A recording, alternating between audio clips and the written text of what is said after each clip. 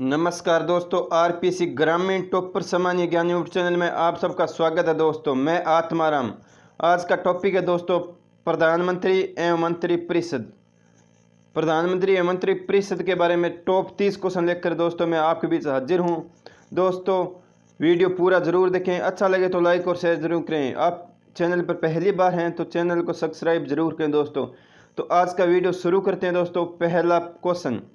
पहला क्वेश्चन है दोस्तों, भारत की स्वतंत्रता प्राप्ति को नियति से पूर्व निर्धारित मिलन की संख्या किसने दी? भारत की स्वतंत्रता को नियति से पूर्व निर्धारित मिलन की संख्या किसने दी? बताइए दोस्तों। सरदार पटेल ने, पंडित जवाहरलाल नेहरू ने, राजेंद्र प्रसाद ने, श्याम प्रसाद मुखर्जी ने। बताइए दोस्तों क्या आंसर होगा। बहुत अच्छा क्वेश्चन है दोस्तों। आंसर है दोस्तों पंडित जवाहरलाल नेहरू ने। व्याख्या देखते हैं दोस्तों, आंसर क्या था? पंडित जवाहरलाल नेहरू। व्याख्या देखते हैं, भारत स्वतंत्र होने के बाद यह कथन पंडित जवाहरलाल नेहरू ने कहा था कि नियति से पूर्व निर्धारित मिलन हुआ है। क्या हुआ है? नियति से पूर्व निर्धारित मिलन हुआ है। नेक्स्ट क्वेश्चन, किस संविधान संशोधन अधिनियम द्वारा मंत्री परिषद के आकार को लोकप्रिय सदन के आकार के 15% सीमित कर दिया गया? दोस्तों लोकप्रिय सदन किसे कहा जाता है? लोकसभा को कहा जाता है दोस्तों। तो किस अधिनियम में 15 से सीमित कर दिया? बताइए दोस्तों। 89वें, 91वें, 93वें संविधान संशोधन, 95। क्या आंसर होगा दोस्तों? बहुत अच्छा क्वेश्चन है। आंसर है दोस्तों 91वें संविधान संशोधन द्वारा।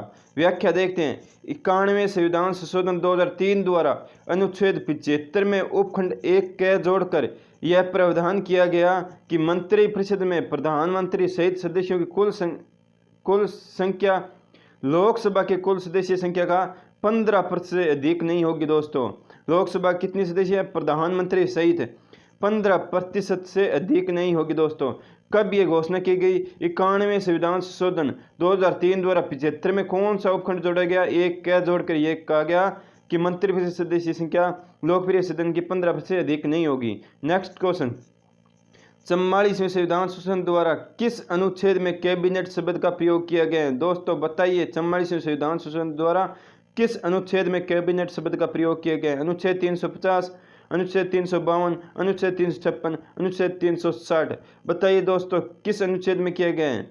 आंसर है दोस्तों अनुच्छेद 352। व्याख्या देखते हैं दोस्तों, संविधान में मंत्रिमंडल शब्द का प्रयोग सिर्फ अनुच्छेद 352(3) के तहत किया गया है। दोस्तों अनुच्छेद 352(3) के तहत इसे 44वें संविधान संशोधन अधिनियम 1978 द्वारा जोड़ा गया था। कब जोड़ा गया? 44वें संविधान संशोधन अधिनियम 1978 द्वारा मंत्रिमंडल शब्द का एक बार प्रयोग अनुच्छेद 352 में। नेक्स्ट क्वेश्चन, भारत के संविधान द्वारा निम्नलिखित में से कौन सा अनुच्छेद मंत्रियों एवं न्यायवादी को किसी भी सदन में बोलने या कार्रवाई में भाग लेने का अधिकार प्रदान करता है? बहुत अच्छा क्वेश्चन है दोस्तों। बताइए मंत्रियों न्यायवादी को बोलने या कार्रवाई में भाग लेने का कौन सा अनुच्छेद अधिकार प्रदान करता है? 84वां, 85वां, 87वां, 88वां। बताइए दोस्तों क्या आंसर होगा। आंसर है दोस्तों अनुच्छेद 88। व्याख्या देखते हैं, अनुच्छेद 80 के अनुसार मंत्रियों में न्यायवादी को संसद में किसी भी सदन में बोलने या कार्रवाई में भाग लेने का अधिकार है, लेकिन इस अनुच्छेद के आधार पर मत देने का अधिकार नहीं है। दोस्तों थोड़ी त्रुटि है, सॉरी आप उसके लिए। 80 अनुच्छेद 80 नहीं है, 88 है दोस्तों। तो अनुच्छेद 88 मंत्रियों एवं न्यायवादी को संसद में किसी भी सदन में बोलने या कार्रवाई में भाग लेने का अधिकार प्रदान करता है। दोस्तों कौन सा अनुच्छेद करता है? अनुच्छेद 88, बोलने या कार्रवाई में भाग लेना, लेकिन यह मत देने का अधिकार नहीं प्रदान करता अनुच्छेद। नेक्स्ट क्वेश्चन, मंत्री के रूप में नियुक्त व्यक्ति को संसद का सदस्य न होने पर कितने माह की अवधि के भीतर संसद किसी भी सदन की सदस्यता प्राप्त करनी होती है? दोस्तों बताइए, कोई व्यक्ति है तो संसद का सदस्य नहीं है, उसे मंत्री नियुक्त कर दिया गया है, तो कितने समय के अंदर वो संसद की सदस्यता हासिल करनी जरूरी है? 1 माह, 3 माह, 6 माह, 9 माह। बताइए दोस्तों क्या आंसर होगा। आंसर है दोस्तों 6 माह के अंदर। व्याख्या देखते हैं, यदि कोई व्यक्ति मंत्री बनते समय संसद का सदस्य नहीं है तो इससे 6 महीने के अंदर अंदर संसद का सदस्य बनना अनिवार्य है। दोस्तों कितने समय के अंदर? 6 माह के अंदर अंदर संसद की सदस्यता लेनी जरूरी है। दोस्तों यदि 6 माह के अंदर संसद की सदस्यता हासिल नहीं होती है तो उसे दोबारा मंत्री नियुक्त नहीं किया जा सकता। दोस्तों कितने समय के अंदर? 6 माह। कोई व्यक्ति संसद सदस्य नहीं है तो उसे 6 माह के अंदर सदस्यता लेनी जरूरी है। नेक्स्ट क्वेश्चन, संविधान के किस अनुच्छेद में कहा गया है कि प्रधानमंत्री मंत्रिपरिषद का प्रधान होगा? बहुत ही अच्छा क्वेश्चन है दोस्तों। बताइए कौन सा अनुच्छेद कहते हैं कि प्रधानमंत्री मंत्रिपरिषद का प्रधान होगा? अनुच्छेद 70, 71, 72, 74। बताइए दोस्तों किस अनुच्छेद में कहा गया है? अनुच्छेद 74। व्याख्या देखते हैं दोस्तों। अनुच्छेद 74 के तहत कहा गया है कि राष्ट्रपति को सहायता और सलाह देने के लिए एक मंत्रिपरिषद होगी जिसका प्रधान प्रधानमंत्री होगा। बहुत अच्छा क्वेश्चन है दोस्तों। किस अनुच्छेद में कहा गया है? 74 में कहा गया है कि राष्ट्रपति सलाह देने के लिए एक मंत्रिपरिषद होगी जिसका प्रधान कौन होगा? प्रधानमंत्री। बहुत ही अच्छा क्वेश्चन था दोस्तों। नेक्स्ट क्वेश्चन, संविधान के किस अनुच्छेद द्वारा प्रधानमंत्री की नियुक्ति राष्ट्रपति द्वारा की जाती है? बताइए दोस्तों प्रधानमंत्री की नियुक्ति किस अनुच्छेद के द्वारा राष्ट्रपति करता है? अनुच्छेद 77, अनुच्छेद 84, अनुच्छेद 74, अनुच्छेद 75। बताइए दोस्तों क्या आंसर होगा? आंसर है दोस्तों अनुच्छेद 75। व्याख्या देखते हैं। संविधान के अनुच्छेद 75(1) में कहा गया है कि प्रधानमंत्री की नियुक्ति राष्ट्रपति करेगा। कौन करेगा? प्रधानमंत्री की नियुक्ति राष्ट्रपति करेगा।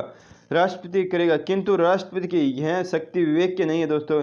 यह सविवेक से किसी व्यक्ति को प्रधानमंत्री नियुक्त करने के लिए स्वतंत्र नहीं है। राष्ट्रपति उसी व्यक्ति को प्रधानमंत्री नियुक्त करता है जो लोकसभा में बहुमत दल का नेता होते हैं दोस्तों। राष्ट्रपति किसी व्यक्ति को नियुक्त नहीं कर सकता। राष्ट्रपति उसी व्यक्ति को प्रधानमंत्री नियुक्त करता है जो लोकसभा में बहुमत दल का नेता हो दोस्तों। किस अनुच्छेद के तहत? 75(1) के तहत। नेक्स्ट क्वेश्चन, मंत्रिपरिषद सामूहिक रूप से किसके प्रति उत्तरदायी होती है? बताइए दोस्तों मंत्रिपरिषद सामूहिक रूप से किसके प्रति उत्तरदायी होती है? लोकसभा के प्रति, राज्यसभा के प्रति, राष्ट्रपति के प्रति, उपराष्ट्रपति के प्रति। बताइए दोस्तों सामूहिक रूप से किसके प्रति उत्तरदायी होती हैं? आंसर है दोस्तों लोकसभा के प्रति। व्याख्या देखते हैं। राष्ट्रपति की समस्त कार्यपालिक शक्तियों का प्रयोग मंत्रिपरिषद द्वारा किया जाता है दोस्तों। मंत्रिपरिषद राष्ट्रपति के नाम पर इन शक्तियों का प्रयोग करती हैं क्योंकि मंत्रिपरिषद कार्यपालिक शक्तियों की वास्तविक प्रयोगकर्ता होती हैं दोस्तों। इसलिए अनुच्छेद 75(3) के तहत उसे लोकसभा के प्रति सामूहिक रूप से उत्तरदायी बनाया गया है दोस्तों। किस अनुच्छेद के तहत? 75(3) के तहत दोस्तों सामूहिक रूप से। व्यक्तिगत रूप से देखा जाए तो दोस्तों राष्ट्रपति के प्रति उत्तरदायी होती हैं, लेकिन सामूहिक रूप से लोकसभा के। नेक्स्ट क्वेश्चन, कैबिनेट सूर्य के समान है दोस्तों। कैबिनेट सूर्य के समान है जिसके चारों ओर अन्य निकाय परिभ्रमण करते हैं। यह कथन किसका है? बहुत ही अच्छा क्वेश्चन दोस्तों, आज तक आपने कहीं नहीं पढ़ा होगा। बताइए दोस्तों ग्लैडस्टोन, आइवन जेनिंग्स, लॉर्ड मार्ले, रैमजियोर। क्या आंसर होगा दोस्तों? कैबिनेट सूर्य के समान है जिसके चारों ओर अन्य निकाय परिभ्रमण करते हैं दोस्तों। आंसर है दोस्तों ग्लैडस्टोन। व्याख्या देखते हैं। यह कथन मंत्रिपरिषद का महत्व देखते हुए गोल्डस्टोन ने कहा था कि कैबिनेट सूर्य के समान है जिसके चारों ओर अन्य निकाय परिभ्रमण करते हैं दोस्तों। कैबिनेट के बारे में कहा है, मंत्रिपरिषद के बारे में कहा है कि कैबिनेट है ना मंत्रिपरिषद का वो हिस्सा है जिसके एक सूर्य के समान है जिसके चारों ओर अन्य निकाय परिभ्रमण करते हैं दोस्तों। नेक्स्ट क्वेश्चन, मंत्रिपरिषद में सम्मिलित करने के लिए सदस्यों के चयन का विशेषाधिकार किसे प्राप्त है दोस्तों? बताइए किसे विशेषाधिकार प्राप्त है? राष्ट्रपति को, मुख्य न्यायाधीश को, प्रधानमंत्री को, राज्यपाल को। बताइए मंत्रिपरिषद में सम्मिलित करने वाले सदस्यों का चयन का विशेषाधिकार किसके पास है दोस्तों? बहुत अच्छा क्वेश्चन था। आंसर है दोस्तों प्रधानमंत्री को। व्याख्या देखते हैं। मंत्रियों की नियुक्ति राष्ट्रपति प्रधानमंत्री के परामर्श पर करता है। मंत्रियों की नियुक्ति राष्ट्रपति प्रधानमंत्री के परामर्श पर करता है। मंत्रियों की नियुक्ति में प्रधानमंत्री का निर्णय अंतिम होता है दोस्तों। वस्तुतः प्रधानमंत्री को अपने सहयोगियों के रूप में ऐसे व्यक्तियों के चयन का पूर्ण अधिकार है जो उसके साथ मिलकर कार्य कर सके। प्रधानमंत्री अपने पद की शपथ लेने के पश्चात अन्य मंत्रियों के नाम और उनके विभागों की सूची राष्ट्रपति को सौंपता है दोस्तों। तो मंत्रियों की नियुक्ति कौन करता है? राष्ट्रपति करता है, लेकिन विशेष अधिकार किसके पास है? प्रधानमंत्री। जिस नाम का देगा राष्ट्रपति को ज्ञापन उसी को मंत्री नियुक्त किया जाएगा। नेक्स्ट क्वेश्चन, संविधान में राष्ट्रपति को परामर्श सहायता देने के लिए व्यवस्था की गई है। संविधान में राष्ट्रपति को परामर्श देने के लिए सहायता की गई किसकी? प्रधानमंत्री की, मंत्रिपरिषद की, कैबिनेट की, किचन कैबिनेट की। किसकी व्यवस्था की गई है दोस्तों राष्ट्रपति को सहायता देने के लिए? आंसर है दोस्तों मंत्रिपरिषद। व्याख्या देखते हैं। संविधान का अनुच्छेद 74 मंत्रिपरिषद के बारे में दोस्तों। 74 किसके बारे में? मंत्रिपरिषद के बारे में। अनुच्छेद 74 में तहत कहा गया है कि राष्ट्रपति को सहायता और सलाह देने के लिए एक मंत्रिपरिषद होगी जिसका प्रधानमंत्री होगा दोस्तों। किस अनुच्छेद में कहा गया है? अनुच्छेद 74 में कहा गया है राष्ट्रपति सहायता के लिए एक मंत्रिपरिषद होगी जिसका प्रधानमंत्री होगा दोस्तों। नेक्स्ट क्वेश्चन, योजना आयोग का अध्यक्ष होता है दोस्तों। बताइए योजना आयोग का अध्यक्ष कौन होता है? राष्ट्रपति, उपराष्ट्रपति, प्रधानमंत्री, गृह मंत्री। बहुत अच्छा क्वेश्चन है दोस्तों। वीडियो अच्छा लगे तो लाइक और शेयर करें, जरूर करें, अपने दोस्तों के पास जरूर शेयर करें दोस्तों। आंसर है दोस्तों प्रधानमंत्री। व्याख्या देखते हैं। 1946 में गठित कैसी नियोगी की समिति की स्वीकृति में आधार पर भारत में योजना आयोग का गठन 15 मार्च 1950 को किया गया दोस्तों। योजना आयोग का गठन कब किया गया? 15 मार्च 1950 को किया गया। जो भारत के प्रधानमंत्री योजना आयोग के पदेन अध्यक्ष होते थे दोस्तों। आज ये इतिहास का विषय बन चुका है दोस्तों। नेक्स्ट क्वेश्चन, संसदीय तंत्र में वह व्यक्ति प्रधानमंत्री चुना जाता है जो निम्न सदन का नेता होता है दोस्तों। निम्न का किस सदन का नेता होता है दोस्तों? उच्च सदन से बहुमत दल का, निम्न सदन में बहुमत दल का, उच्च सदन में अल्पमत का, निम्न सदन में अल्पमत का। बताइए दोस्तों किस सदन का उसे प्रधानमंत्री नियुक्त किया जाता है? निम्न सदन में बहुमत दल का दोस्तों। व्याख्या देखते हैं। संसदीय तंत्र में प्रधानमंत्री निम्न सदन में बहुमत दल के नेता को राष्ट्रपति द्वारा नियुक्त किया जाता है दोस्तों। संसदीय तंत्र में प्रधानमंत्री निम्न सदन में बहुमत दल के नेता को राष्ट्रपति द्वारा प्रधानमंत्री नियुक्त किया जाता है दोस्तों। नोट आपकी जानकारी के लिए दोस्तों बता दूं, उच्च सदन राज्यसभा को कहा जाता है, निम्न सदन लोकसभा को कहा जाता है दोस्तों, ध्यान रखिए। नेक्स्ट क्वेश्चन, भारत में शक्तियों का प्रमुख उभरता केंद्र है दोस्तों। बताइए दोस्तों भारत में शक्तियों का उभरता केंद्र बनता जा रहा है, किस पद को कहा गया है? लोकसभा को, राज्यसभा को, प्रधानमंत्री को, मंत्रिपरिषद को। बताइए दोस्तों उभरता केंद्र शक्ति का। आंसर है दोस्तों प्रधानमंत्री को। व्याख्या देखते हैं दोस्तों। नाम मात्र की शक्तियां राष्ट्रपति के पास होती हैं लेकिन वास्तविक शक्तियों प्रयोग प्रधानमंत्री करता है दोस्तों। इसलिए शक्तियों का उभरता केंद्र कहा गया है प्रधानमंत्री को दोस्तों। वास्तविक शक्तियां राष्ट्रपति के पास, नाम मात्र की शक्तियां राष्ट्रपति के पास, वास्तविक शक्तियां प्रधानमंत्री के पास होती हैं दोस्तों। नेक्स्ट क्वेश्चन, यथार्थ में कार्यपालिका की समस्त सत्ता निम्नलिखित में से किस में निहित होती है? बताइए दोस्तों यथार्थ में कार्यपालिका की समस्त सत्ता निम्नलिखित में किस में निहित होती है? बताइए दोस्तों मंत्रिपरिषद में, मंत्रिमंडल में, प्रधानमंत्री में, इन सभी में। बताइए दोस्तों क्या आंसर होगा? आंसर है दोस्तों मंत्रिपरिषद में। व्याख्या देखते हैं। अनुच्छेद 53 में कहा गया है दोस्तों, संघ की कार्यपालिका शक्ति राष्ट्रपति में निहित होगी जिसका प्रयोग वह स्वयं या अधीनस्थ अधिकारियों के माध्यम से करेगा। यहाँ अधिनियम अधिकारियों का तात्पर्य है मंत्रिपरिषद से दोस्तों। तो सहायता के लिए कौन सी मंत्रिपरिषद? नेक्स्ट क्वेश्चन, मंत्रिपरिषद व्यक्तिगत रूप से उत्तरदायी होती हैं दोस्तों। बताइए वे मंत्रिपरिषद व्यक्तिगत रूप से उत्तरदायी होती हैं राष्ट्रपति के प्रति, प्रधानमंत्री के प्रति, लोकसभा के प्रति, संसद के प्रति। दोस्तों सामूहिक रूप से लोकसभा के प्रति होती हैं लेकिन व्यक्तिगत रूप से किसके प्रति हैं? बताइए, आंसर दीजिए, कमेंट करिए। आंसर है दोस्तों राष्ट्रपति के प्रति। व्याख्या देखते हैं।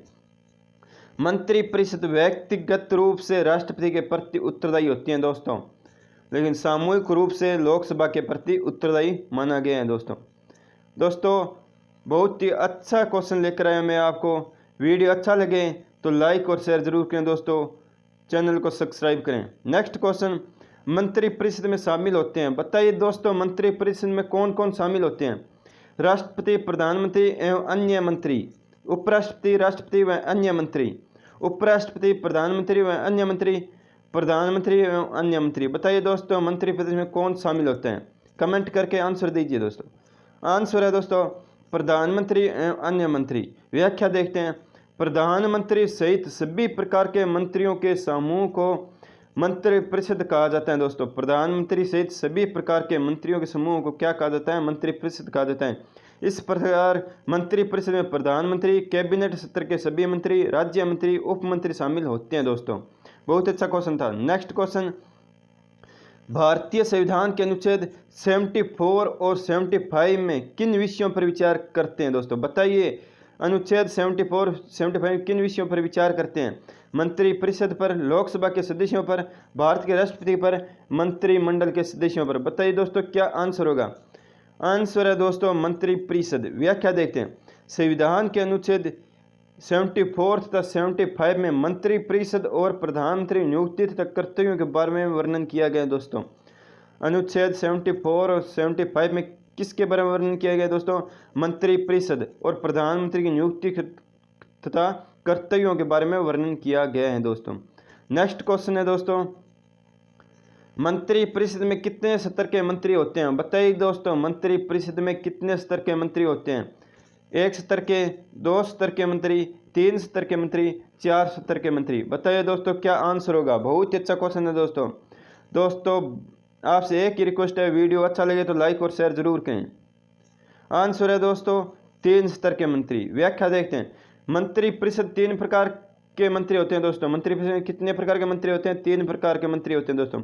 कैबिनेट मंत्री, राज्य मंत्री और उप मंत्री। कितने प्रकार के मंत्री होते हैं? 3 प्रकार के दोस्तों। कैबिनेट मंत्री, राज्य मंत्री और उप मंत्री। नेक्स्ट क्वेश्चन, प्रधानमंत्री को कैबिनेट रूपी मेहराब की आधारशिला की संज्ञा किसने दी? बहुत ही अच्छा क्वेश्चन है दोस्तों।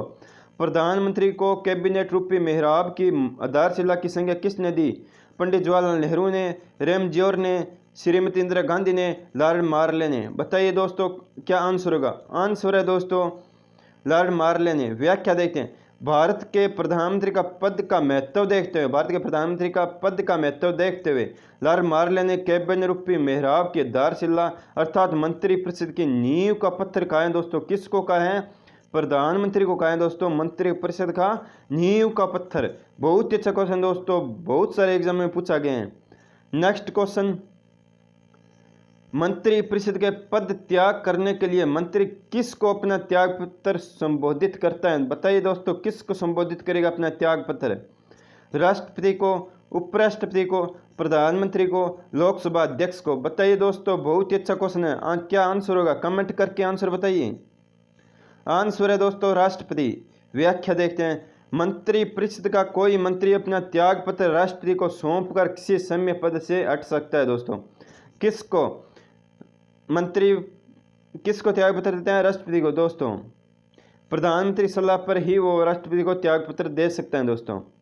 नेक्स्ट क्वेश्चन, मंत्री परिषद का सामूहिक उत्तरदायित्व के बारे में यह कथन किसने कहा कि मंत्री परिषद के सदस्य एक साथ तैरते हैं और एक साथ ही डूबते हैं दोस्तों? बहुत ही अच्छा क्वेश्चन है दोस्तों। बताइए कि मंत्री परिषद सदस्य एक साथ तैरते हैं, एक साथ डूबते हैं दोस्तों। रेमजियोर ने, लॉर्ड मार्ले ने, गेल्डस्टोन ने, आइवर जेनिंग्स ने। किसने कहा था दोस्तों? बहुत ही अच्छा क्वेश्चन है दोस्तों। आंसर है दोस्तों लॉर्ड मार्ले ने। व्याख्या देखते हैं। यदि मंत्री परिषद बहुमत से कोई निर्णय ले ले तो सभी मंत्रियों को उसका समर्थन करना चाहिए। यदि कोई मंत्री उस निर्णय से असहमत है तो उसे त्याग पत्र दे देना चाहिए, क्योंकि मंत्री परिषद का सदस्य होते हुए वह उस प्रस्ताव में विरुद्ध मतदान नहीं कर सकता। विरुद्ध मतदान करने पर मंत्री परिषद का विघटन हो जाता है दोस्तों। कोई मंत्री है दोस्तों, वो विरुद्ध मतदान करने पर मंत्री परिषद का संपूर्ण का विघटन होता है दोस्तों। इसलिए लॉर्ड मार्ले ने कहा है कि मंत्री परिषद एक साथ तैरते हैं, एक साथ डूबते हैं। बहुत अच्छा क्वेश्चन था दोस्तों, बहुत सारे एग्जाम में पूछा गया। नेक्स्ट क्वेश्चन, स्वतंत्र भारत के प्रथम मंत्री परिषद में शामिल एकमात्र महिला मंत्री कौन थी दोस्तों? बताइए दोस्तों। विजय लक्ष्मी पंडित, सुचेता कृपलानी, सरोजिनी नायडू, राजकुमारी अमृत कौर। बताइए दोस्तों कौन महिला शामिल थी स्वतंत्र भारत की प्रथम मंत्री परिषद में? आंसर है दोस्तों राजकुमारी अमृता कौर। व्याख्या देखते हैं दोस्तों। स्वतंत्र भारत की प्रथम मंत्री परिषद में एकमात्र महिला मंत्री राजकुमारी अमृता कौर शामिल थी दोस्तों। कौन थी? राजकुमारी अमृता कौर प्रथम स्वतंत्र भारत की मंत्री परिषद में शामिल थी दोस्तों, एकमात्र महिला राजकुमारी अमृता कौर। नेक्स्ट क्वेश्चन, मंत्रिमंडल में होते हैं। बताइए दोस्तों मंत्रिमंडल में कौन कौन शामिल होते हैं? मंत्री, राज्य मंत्री एवं उप मंत्री, केवल कैबिनेट मंत्री, केवल कैबिनेट एवं राज्य मंत्री दोस्तों, प्रधानमंत्री, कैबिनेट राज्य मंत्री। बताइए दोस्तों मंत्रिमंडल में कौन कौन शामिल होते हैं? आंसर दीजिए दोस्तों, कमेंट करके आंसर बताइए दोस्तों क्या आंसर होगा। आंसर है दोस्तों केवल कैबिनेट मंत्री। व्याख्या देखते हैं। मंत्री परिषद में 3 प्रकार के मंत्री शामिल होते हैं दोस्तों। लेकिन कैबिनेट मंत्री, राज्य मंत्री और उप मंत्री, लेकिन मंत्रिमंडल में केवल कैबिनेट मंत्री ही शामिल होते हैं दोस्तों। मंत्री परिषद में 3 प्रकार के मंत्री शामिल होते हैं दोस्तों, कैबिनेट मंत्री, राज्य मंत्री और उप मंत्री। केवल कैबिनेट मंत्री ही मंत्रिमंडल में शामिल होते हैं दोस्तों। आंसर अगला नेक्स्ट क्वेश्चन, प्रधानमंत्री का कार्यकाल कितना होता है? बताइए दोस्तों, प्रधानमंत्री का कार्यकाल 6 वर्ष, 5 वर्ष, 4 वर्ष, 5 वर्ष या लोकसभा में बहुमत प्राप्त रहने तक? बताइए दोस्तों क्या आंसर होगा? सोच के आंसर दीजिए दोस्तों, बहुत अच्छा क्वेश्चन है। आंसर है दोस्तों 5 वर्ष या लोकसभा में बहुमत प्राप्त रहने तक। व्याख्या देखते हैं। सामान्यतः प्रधानमंत्री का कार्यकाल 5 वर्ष होता है दोस्तों, लेकिन जब तक लोकसभा में बहुमत प्राप्त रहता है तथा राष्ट्रपति प्रसाद पर्यंत अपना पद धारण करेगा दोस्तों। जब तक उसे लोकसभा में बहुमत है तब तक वो प्रधानमंत्री बना रहेगा। नेक्स्ट क्वेश्चन, यदि लोकसभा में किसी भी दल को बहुमत प्राप्त नहीं हो तो राष्ट्रपति को पहले किसको प्रधानमंत्री बनने का अवसर देना चाहिए दोस्तों? बताइए दोस्तों, सदन में सबसे बड़े दल के नेता को, चुनाव के बाद बने गठबंधन के नेता को, चुनाव के पहले बने गठबंधन के नेता को, उपरोक्त में से किसी को नहीं दोस्तों। बताइए दोस्तों किसको देना चाहिए जिसको किसी दल को स्पष्ट बहुमत दल प्राप्त न हो तो? आंसर है दोस्तों सदन में सबसे बड़े दल के नेता को। व्याख्या देखते हैं दोस्तों, जब लोकसभा में किसी भी दल या दलीय गठबंधन को स्पष्ट बहुमत प्राप्त न हो तो ऐसी स्थिति में सबसे बड़े दल के नेता को राष्ट्रपति प्रधानमंत्री नियुक्त कर सकता है दोस्तों। लोकसभा चुनाव हुए हैं दोस्तों, उसमें किसी भी दल को स्पष्ट बहुमत प्राप्त नहीं हुआ तो दोस्तों सबसे बड़े दल के नेता को राष्ट्रपति क्या करता है? प्रधानमंत्री नियुक्त करता है दोस्तों। बहुत ही अच्छा क्वेश्चन था दोस्तों। वीडियो अच्छा लगे तो लाइक और शेयर जरूर करें दोस्तों। कमेंट करके बताएं दोस्तों, वीडियो के बारे में कोई सुझाव हो तो ज़रूर दें। नेक्स्ट क्वेश्चन, भारत के प्रधानमंत्री होते हैं, बताइए दोस्तों भारत के प्रधानमंत्री होते हैं मनोनीत होते हैं, चयनित होते हैं, निर्वाचित होते हैं, नियुक्त होते हैं? बताइए दोस्तों भारत के प्रधानमंत्री होते हैं, क्या होते हैं भारत के प्रधानमंत्री? आंसर दीजिए दोस्तों, कमेंट करके बताएं। आंसर है दोस्तों नियुक्त होते हैं। भारत के प्रधानमंत्री नियुक्त होते हैं दोस्तों। व्याख्या देखते हैं। संविधान के अनुच्छेद 75 में कहा गया है कि प्रधानमंत्री नियुक्ति राष्ट्रपति करेगा दोस्तों। हम आम तौर पर दोस्तों कहते हैं कि प्रधानमंत्री का चुनाव आ गए, लेकिन दोस्तों वहाँ पे सांसद चुने जाते हैं, लेकिन प्रधानमंत्री की नियुक्ति राष्ट्रपति ही करता है दोस्तों। सांसद चुने जाते हैं उस समय। नेक्स्ट क्वेश्चन, भारत के किस प्रधानमंत्री को एक अवसर पर बहुमत के अभाव में 1 माह से भी कम अवधि में अपना पद त्याग करना पड़ा? बताइए दोस्तों, बहुत अच्छा क्वेश्चन है। श्री चंद्रशेखर को, चौधरी चरण सिंह को, श्री अटल बिहारी वाजपेयी को, श्री I.K. गुजराल को। किसने 1 माह से कम अवधि में अपना पद त्याग किया था प्रधानमंत्री ने? बहुत ही अच्छा क्वेश्चन है दोस्तों। आंसर बताइए। आंसर है दोस्तों श्री अटल बिहारी वाजपेयी। व्याख्या देखते हैं। श्री अटल बिहारी वाजपेयी को 1996 में लोकसभा में सबसे बड़े दल का नेता होने के कारण प्रधानमंत्री पद नियुक्त किया गया था, परंतु बहुमत मिलने की संभावना न होने पर उन्होंने मात्र 13 दिन में ही अपना त्याग पत्र दे दिया था दोस्तों। बहुत अच्छा क्वेश्चन था। नेक्स्ट क्वेश्चन, प्रधानमंत्री अपने पद एवं गोपनीय की शपथ किसके समक्ष लेता है दोस्तों? बताइए प्रधानमंत्री अपने पद एवं गोपनीय की शपथ किसके समक्ष लेता है? बताइए दोस्तों क्या आंसर होगा? राष्ट्रपति, मुख्य न्यायाधीश, लोकसभा अध्यक्ष, राज्यसभा का सभापति, किसके समक्ष प्रधानमंत्री पद एवं गोपनीय की शपथ लेता है दोस्तों? आंसर दीजिए दोस्तों, कमेंट करके जरूर बताएं। आंसर है दोस्तों राष्ट्रपति। व्याख्या देखते हैं। संविधान के अनुच्छेद 75 के तहत भारत का प्रधानमंत्री राष्ट्रपति समक्ष या राष्ट्रपति द्वारा नियुक्त व्यक्ति के समक्ष शपथ ग्रहण करता है दोस्तों। प्रधानमंत्री किसके समक्ष लेता है? राष्ट्रपति के समक्ष दोस्तों, अनुच्छेद 75 के तहत, या राष्ट्रपति द्वारा नियुक्त व्यक्ति के समक्ष शपथ ग्रहण करता है दोस्तों। तो नेक्स्ट क्वेश्चन देखते हैं दोस्तों। अगला क्वेश्चन है दोस्तों, भारत का प्रधानमंत्री बनने के लिए न्यूनतम आयु कितनी होनी चाहिए? बताइए दोस्तों भारत का प्रधानमंत्री बनने के लिए न्यूनतम आयु कितनी होनी चाहिए दोस्तों? 21 वर्ष, 25 वर्ष, 30 वर्ष, 35 वर्ष? बताइए दोस्तों क्या आंसर होगा? भारत का राष्ट्रपति बनने के लिए न्यूनतम आयु कितनी होती है प्रधानमंत्री नियुक्त होने के लिए? आंसर है दोस्तों 25 वर्ष। व्याख्या देखते हैं। भारत का प्रधानमंत्री बनने के लिए न्यूनतम आयु 25 वर्ष आयु योग्यता में घोषित की गई है दोस्तों, तथा अधिकतम आयु का संविधान में कोई वर्णन नहीं किया गया दोस्तों। तो न्यूनतम आयु कितनी होनी चाहिए? 25 वर्ष। दोस्तों वीडियो अच्छा लगे तो लाइक और शेयर जरूर करें, कमेंट करें, चैनल को सब्सक्राइब करें। धन्यवाद दोस्तों।